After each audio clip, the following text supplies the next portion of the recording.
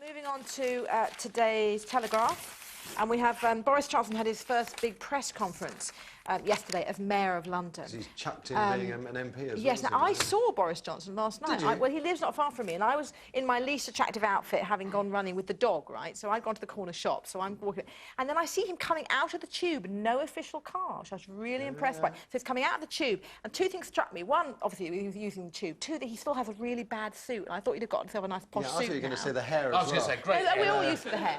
And the other was that he looked quite kind of embarrassed and shy, and he was kind of looking down and just kind of walking, and I thought that was quite charming. He didn't have the aura of power. You fancy him, don't you, Lowri?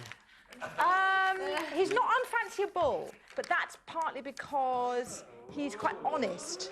He's quite honest. I mean, physically, he's not fanciable. You're going to vote Tory in the next election, I have not decided how I'm going to vote, and that's, I think, the case for a lot of people, actually. Yeah. Anyway, moving back to Boris Johnson. Interesting, though, isn't he? I mean, I think if he can win you over, he could probably win an awful lot of people over. He's not very fluent yet in press conferences. He needs to polish that bit. He needs to come take lessons from you. There's also a story, there's a story around in some of the papers today saying that he's already backtracked on some of the promises he's made Londoners.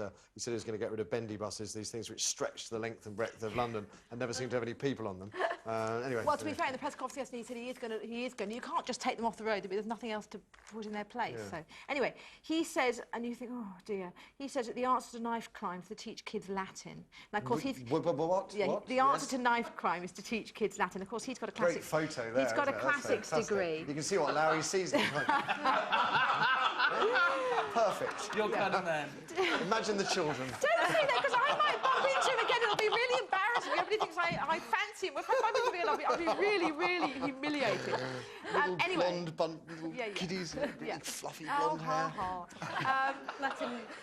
He also said, so that's, you know, somebody needs to say, he does need a PR spin person to say, you know what, suggesting Latin for knife crime is not a good thing. Boris, idiotus est. Yes, absolutely. He's also suggested more boxing clubs, which is slightly more sensible. So you can train them up to beat people up properly. Yeah, and very large...